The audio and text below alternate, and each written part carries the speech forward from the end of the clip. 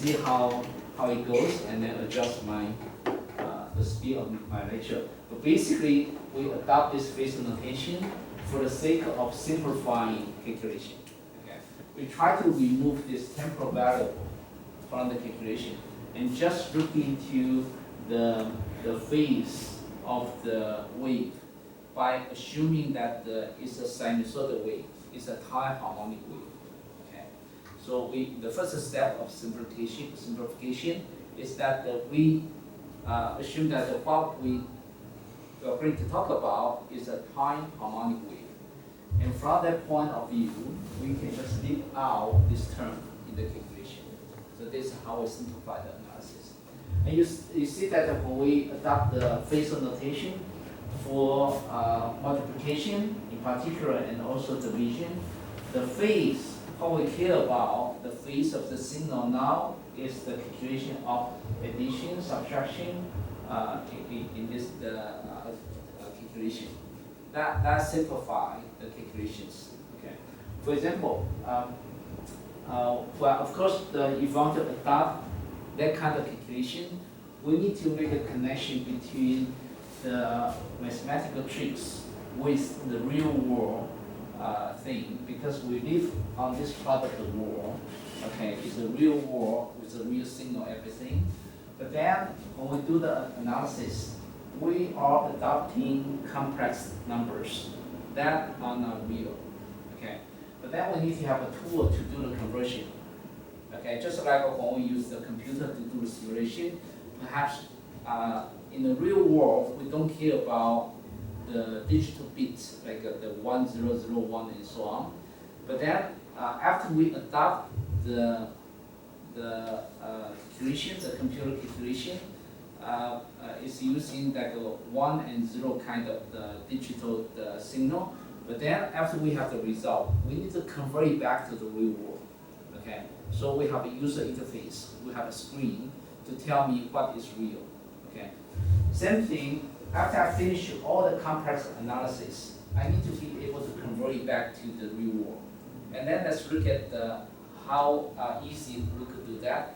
For example, if in the complex analysis, well, in the real world, I have this and this, right? It's a real part of something, and then I add some real signal to get the real signal.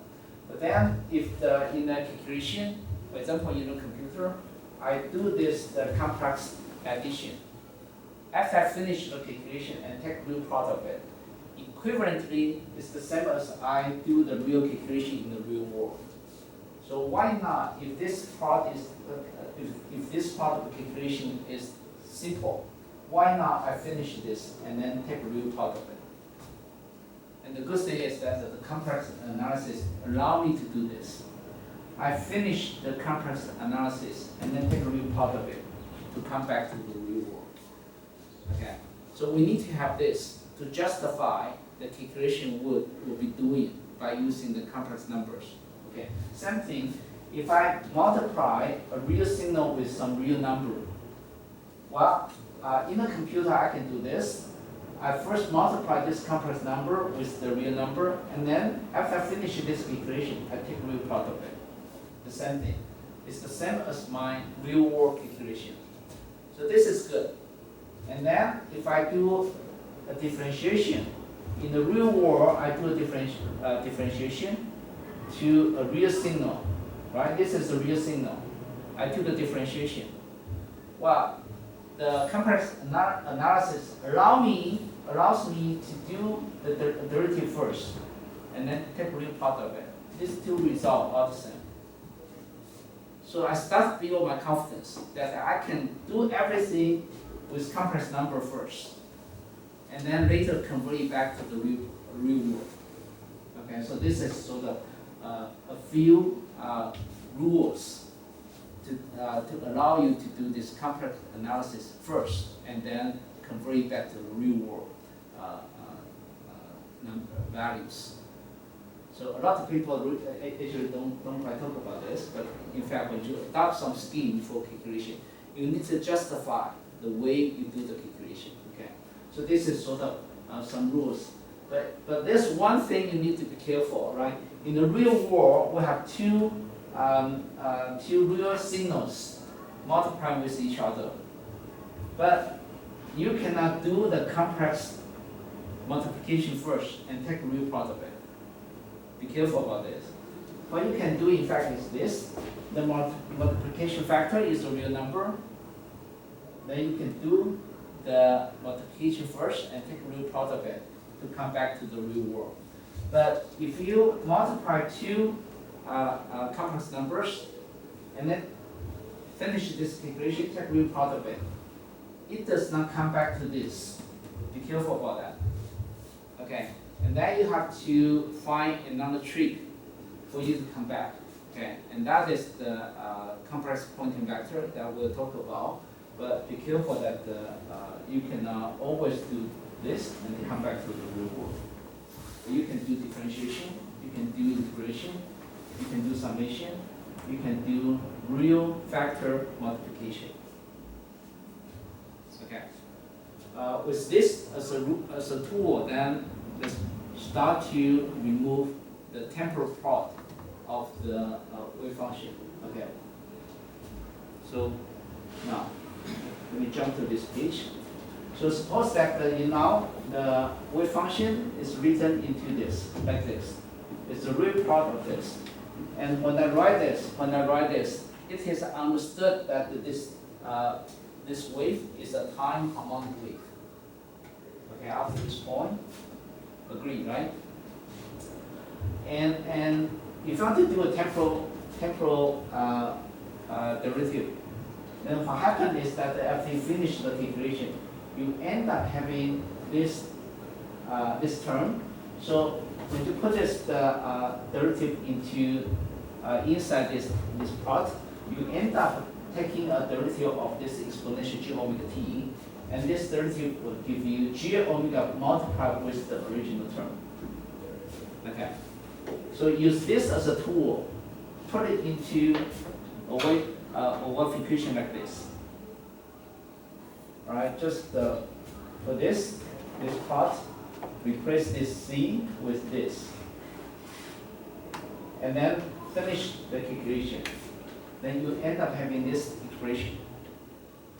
This is something multiplied with exponential g omega t. But this tells you that if I start with the time harmonic function, in the end, I will also have this term. If I start with this term, in the end, I will also start with this term. So why not just throw it away? Because on the right-hand side is equal to 0. Okay, let's throw it away, then you get this. And then keep in mind that when you have a solution of this, then you come back to the real world by taking, once you have a solution, then you come back, once you have a solution, you come back to the real world by doing this operation. Okay, and then you will never forget this, because this is a term that is already understood. So this is why phasor is so useful, because in your calculation, this term is already understood. And then you can always come back to the real signal by adding it and take the real part of it. Okay, so let me go through this again. Okay, so this is the wave function, original wave function, but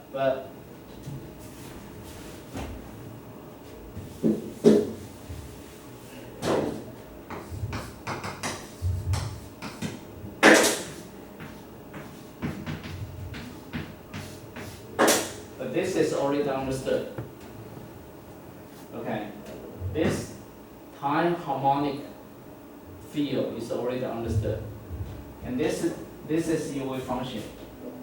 Now, put this into this, and then you end up with something like this. That is not a function of time, but then the temporal variable is only in this term. But on the right hand side, 0. let's take it out. So you have this, and we call this Helmholtz equation. And this Helmholtz equation is nothing to do with time. So you successfully separate the temporal variable from the wave equation. So this is the whole purpose we use complex analysis and define the phasor notation. Right, so this is very straightforward thinking. Right, I hate this, take it out. If you hate something, just take it out, but you still keep the important part for your analysis. And in this process, you have k that is equal to 2 pi over the wavelength, or equal to omega over the speed of light. All right. So from here on, we'll just use Helmholtz equation because the temporal part is already understood. So now let's write the electric field, magnetic field with Helmholtz equation, and this is the phasor notation. That is understood as the phasor notation. So I took out the head in this formula. Okay.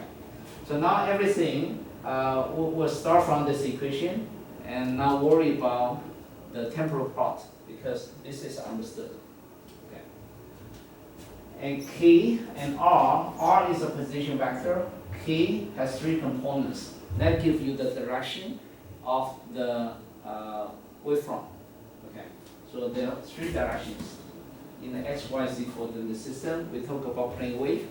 We haven't talked about the spherical wave yet, but in optics, we'll be talking about it later. Okay. And R is just a position vector. All right. So a compact form is like this. There's a unit vector defined through this k vector. You just divide this k vector with the magnitude of it to get the unit vector of the wavefront. So this is a plane wave because when you set this to be a constant, then it's a plane. Okay. So the at this moment you learned about the phasor notation, but then this is understood. If you feel more comfortable to have the real solution, then multiply it with exponential j omega t, take real part of it, to construct this for you. And be careful that when you convert this phasor into a real number, there's a phase angle associated with it. So you need to take the magnitude of it to extract the phase angle, because this can be a complex number. Okay. So this is a standard way of the sort of going back and forth between a phasor notation and the real signal. Is that a question? Xiaolong, this is too simple for you. You just went through this a few months ago, right? Right. But why did I say this is a plane wave? Because I say that if I have to find the wavefront, I set this k dot r to be a constant. And in geometry, you determine that in fact you define a plane because it tells you that if you project k along some, if you project r along some k direction, okay. This vector dot product means that you project r along this unit vector direction, and it has to be a constant. So imagine that you have any position vector on this plane. You project it along the surface normal direction. It's always a constant. No wonder. This defines a plane. Okay. If you don't like to just remember the formula, but then from the geometric point of view, if you project a position vector along the surface normal of a plane, is always constant. So this position must be on this plane. Okay, so it's a plane wave. Very straightforward. Isha, got it, right? Right. And let's connect this the ks, ky, kz to your coordinates. All right. The ks, ky, kz defines the surface normal. Well, if you have a plane, there's a surface normal, and the surface normal direction is defined by this unit vector and this unit vector is defined through this calculation. So the surface normal direction is also along k direction. Okay, right. So along k direction, if you know the k direction in your XYZ coordinate system, you understand the direction of the wavefront propagation. Then you know the energy propagation direction, right? So so there's a ks component, ky component, kz component. So intuitively, you know that this k is relevant to the angle between, well, kx is relevant to be the relevant to the angle between this k vector and the x-axis. Let's call this alpha angle. Same thing, we can define this beta angle and gamma angle. So it's very easy to write down that the three components of the k vector, ks, ky, kz, by projecting k along x direction, by projecting k along y direction, by projecting k along z direction. So you have this alpha, beta, gamma. So this name, cosine, alpha, beta, gamma, or direction cosines. So this gives you the detailed description of the wavefront vector relevant to the x, y, z three directions. Okay, so everything becomes very deterministic and well defined. Okay, so your unit vector basically satisfies this expression. Just three angles, three cosine angles give you the unit vector. And so you can further write your real expression like this. Well, just convert it back to the real signal. So you see that there's omega t in front of it. Right. And now I want to touch a little bit the polarization of the wave. The electric field direction. The electric field direction is the direction we call polarization for the wave. Okay, so we talk about the wavefront direction defined by those direction cosines. But then in front of the whole expression, there's a certain direction defining the direction of the electric field. And we say that in optics, the electric field is the crucial direction for application, because the electric force in most situations is a lot stronger than magnetic force. But it's not always true today, okay? If you have a laser intensity, that is tremendous, and they can push electrons to relativistic speed. Then the magnetic force can also be tremendous, okay? But in classic optics, we care about the electric field direction because electric force is much stronger, okay? And we call this direction as the polarization direction of the wave. All right, it is clear. Right, this is pretty tedious. It just tells you that if I use some vector identities, we can prove that the relationship between the magnetic field and electric field differ by the proportional factor we call intrinsic wave impedance. Okay, so this is a little bit detailed. You can just go through this calculation by yourself. Pick up the vector identity and put the Ampere's law and Faraday's induction law into the equation. Then you start to relate magnetic field to the electric field by proportional factor called intrinsic impedance. So this is convenient to tell you that hey, there's a proportional factor between electric field and magnetic field. And it also tells you the directional relationship. It tells you that this H field is perpendicular to this wavefront direction and also perpendicular to this electric field direction. So if I have an electric field oscillating like this, the magnetic field has to be perpendicular to it. Okay, so this is sort of conclusion from this vector identity. Okay, and similarly, if you pick up the Ampere's law, this is Ampere's law.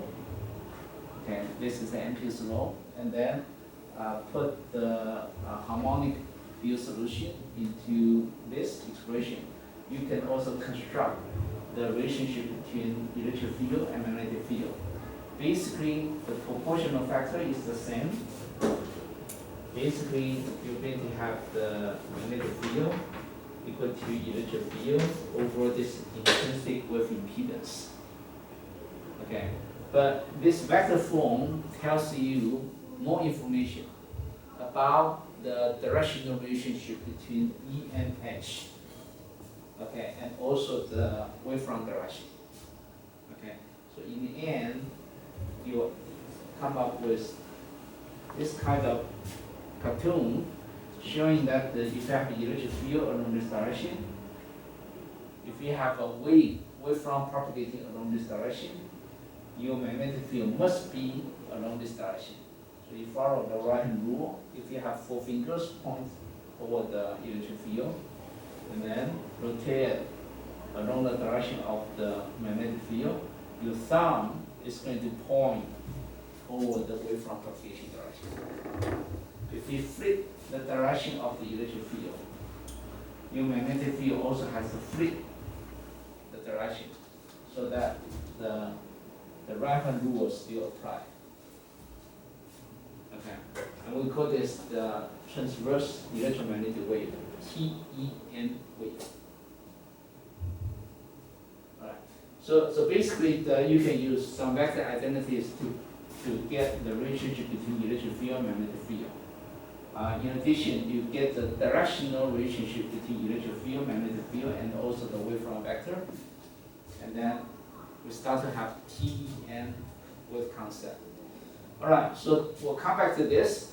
If you have the electric field oscillating on this antenna, the strongest radiation is going to be perpendicular to it.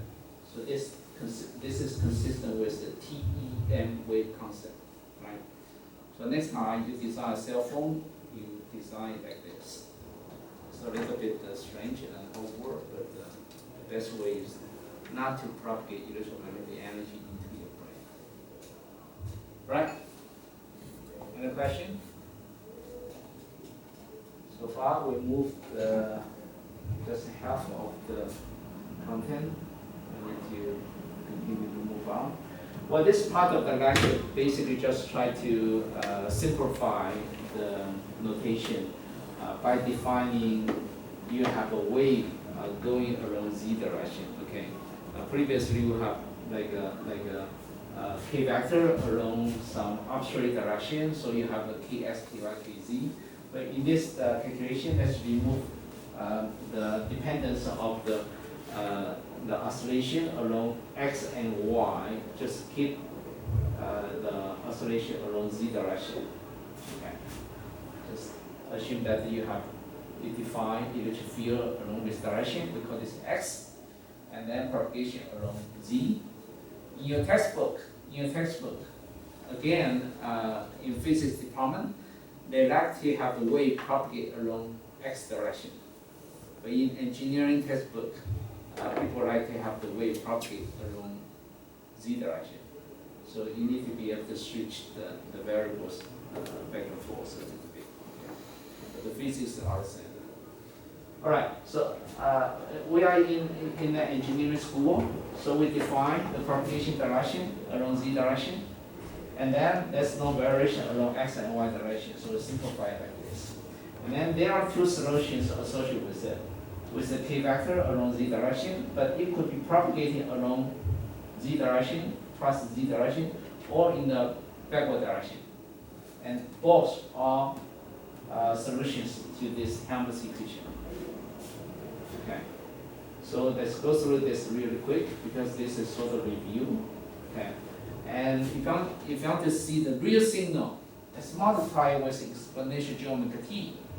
Take real part of it, and you end up having this result. And don't forget that the additional phase comes from converting this complex number into a real number. You have a magnitude in front of it. Okay, you end up having phase associated with it. Remember this, right? Remember this, right? Previously we talked about converting the phasor notation to right here. If I convert this into a real signal, be careful that this can be a complex number and you have some initial phase associated with it. Okay, so don't forget this phase in your solution. All right, so we have a wave propagating along plus z or negative z direction, and if you like to convert it to the real signal, then you write like this with some phase in front of it, and then from this calculation, if you set the wave plane by setting this to be a constant, then you end up having this dz over dt. That is the speed of the wave. Okay, so it's a positive value. This means that the wavefront move along z direction if you increase the time. So this is the wavefront propagating along the plus z direction. But if you do the same thing, take a real signal of it for the other solution. Remember, we have two solutions. First solution and second solution.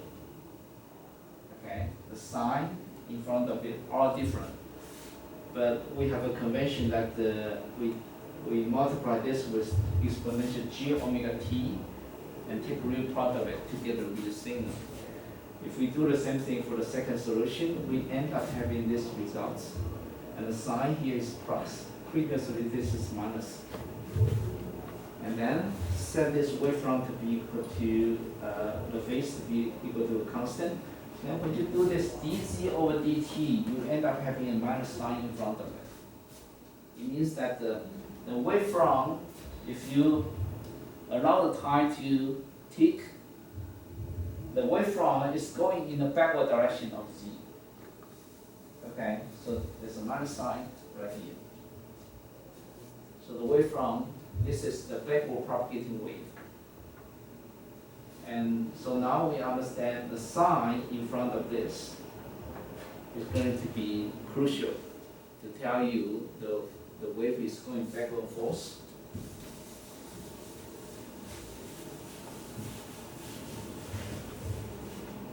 So think about you have some sort of electric field that is cosine omega t minus kz. Well, there could be some phase associated with it. Okay, but the same thing you can write like a cosine kz minus omega t plus some sort of phase associated with it. These two expressions are the same. It's just the way you define this phase. Okay. But either way, if you set this to be a constant, or set this to be a constant, you're going to get dz over dt. That is equal to plus c. Okay, that is equal to omega over k. It tells you that for this wave function, the wave will propagate along plus z direction. Now, let's do this. Then, with this, your dz over dt is going to give me minus c. And this means that for this, with this plus, the wavefront will be propagating in the backward direction. Okay, so be careful that when you write down the sign between this, the propagation direction of the wavefront will be different. At this moment, we sort of understand that the wavefront propagation direction is the same as the energy propagation direction. But in fact, this statement is not true. Okay? In certain structures, in certain material, the wavefront propagation direction could be along the opposite direction of the energy propagation. We haven't touched about this yet. Okay? But be careful about that. Okay? But just from this, if we just talk about wavefront propagation direction, the sign between these two terms give you the direction of the wavefront propagation. Okay. Is there any question? Okay. So let's go back to this. We have two solutions from this Helmholtz equation. Now we understand that the one solution corresponds to the plus z wavefront propagation direction, and the other solution corresponds to a solution having wavefront propagating in the backward direction. That's why I put the minus sign here, plus sign here, even though this is minus sign, this is plus sign. Okay. But if you adopt J, if you adopt I, you need to discuss this consistently. Otherwise, you convey back to the real signal for your discussion. Okay. If you adopt the I convention, this could become plus I. This could become minus I. Okay. So it's a little bit difficult to interpret the propagation direction when you are using compressed notation. Compressed notation is very powerful for you to see the relative phase. Okay, but when you discuss the direction, sometimes it's easier that you convert it back to the real solution discussed. All right, you just need to keep track of the sign. All right, so this is a little bit a simple cartoon. Basically, that you have the cross z propagation component and the real solution like this, and then you have the relationship between the frequency and speed and also wavelengths. And so you can so the write down so to plot the amplitude versus z, but different times this pattern will just move. Okay, this pattern will move. And when I look at one point here, I will be telling myself that I'm looking to one point in the wavefront. Okay, so what I'm seeing is the motion of the wavefront, but not any kind of material. So sometimes that you need to sort of remind yourself the concept of some particle and wave, and there's a lot of confusion between the particle wave duality. In optics, a lot of people start to talk about, well, when the photon propagates from this point to that point. But in fact, for wave, nothing propagates except the energy. Okay, the electric field still stay here.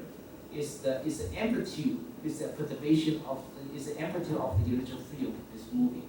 But electric field and magnetic field are intrinsic in space. Okay, are intrinsic in space.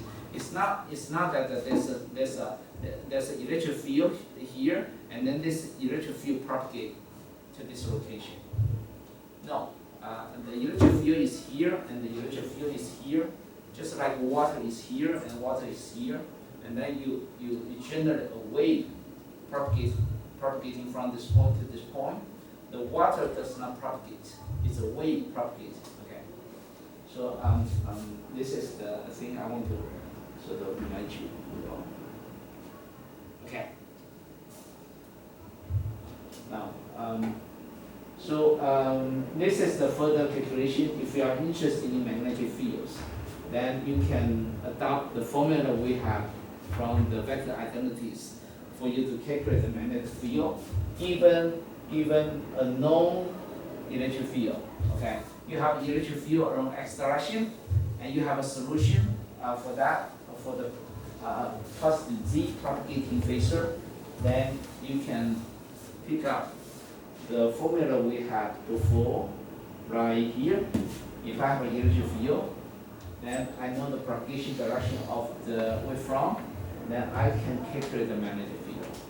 So this is the calculation. Okay. So if I'm interested in magnetic field, and do this calculation, then you can also construct the real solution of the magnetic field. Okay, and notice that you have a proportional factor that is intrinsic with impedance. Okay. then you have a plus Z propagation, and then right-hand rule tells you that your magnetic field must along this direction. Your electric field is along this direction.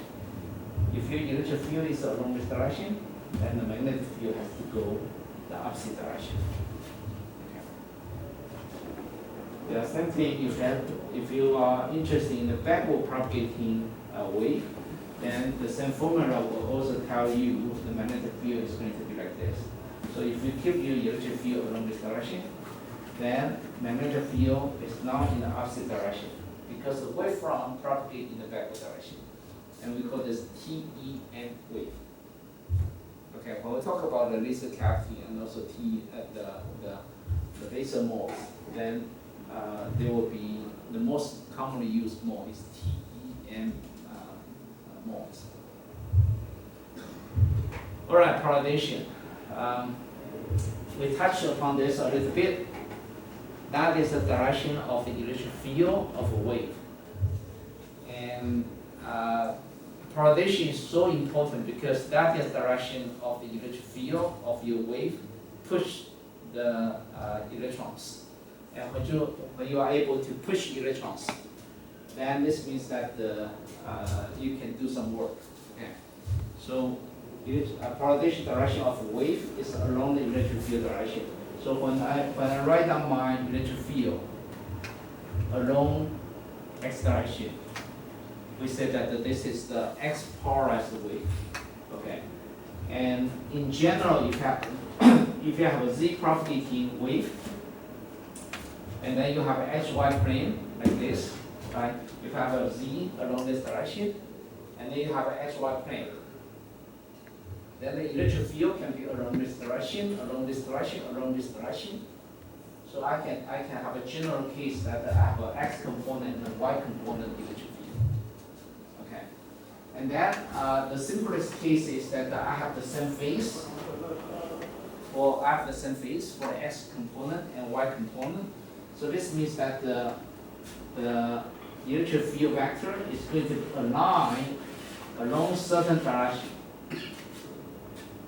on the hy plane. And this direction is not going to change. Because you can calculate the angle for this vector. We call this alpha angle by taking this arctangent of the x and y component. This is the y component, this is the x component. And if the phase here and here are the same, then this angle, the polarization angle, is not going to be a function of time. Therefore, the electric field is always like this, although the electric field in fact oscillates like this. You flip the direction, okay, over time. And we call this linear polarization. I think in lecture 3, in chapter 3, we'll come back to this polarization because we want to learn about the optical elements and also some more tools called Jones matrix to do calculation with polarization. So for now, I will just tell you the concept about polarization. Okay. So in fact, I know you are sort of exhausted from the 2-hour lecture, so perhaps I can show you the YouTube film about the polarization. Let's see what we have here. Ooh, this is linear polarization.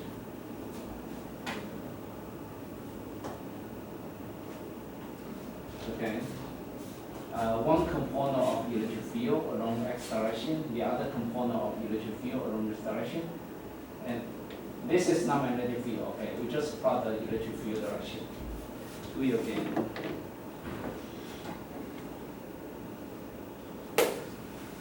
Oh, this is the circular polarization.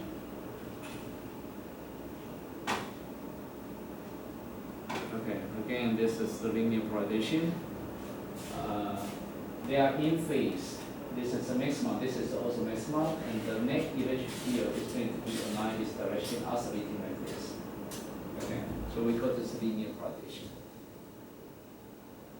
So this is sort of easy animation. Okay. So linear coordination is the simplest.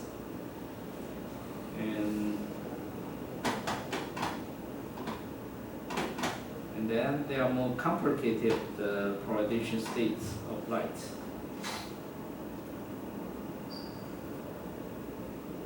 Okay, for example, the general case is that we have elliptical polarization. Well, if we allow there's a phase difference between the x and y components, there's an extra phase in the y components. And then mathematically, we construct this expression. Okay. And this expression, if we plot the trajectory of the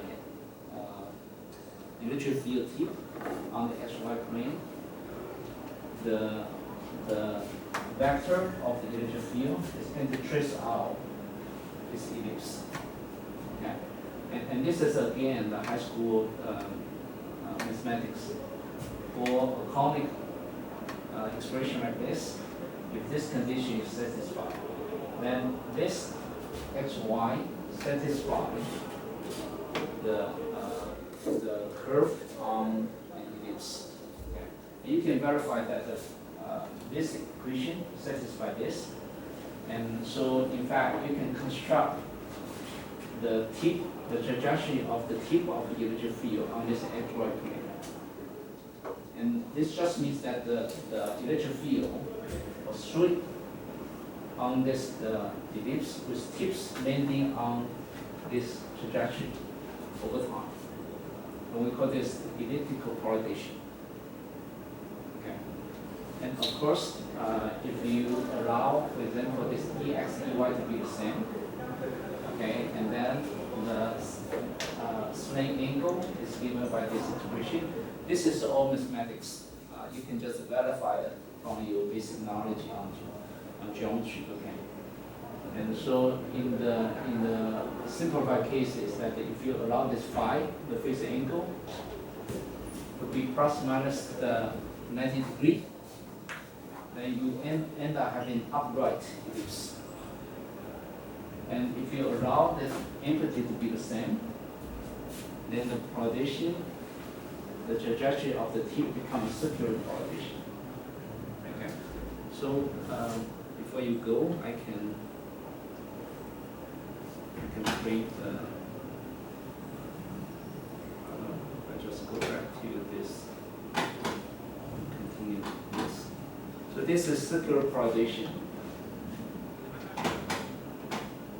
Okay. So this is a linear polarization. The electric field along xy direction are fixed, are the same. So you have a linear polarization. And after this, I think it's going to play the circular polarization.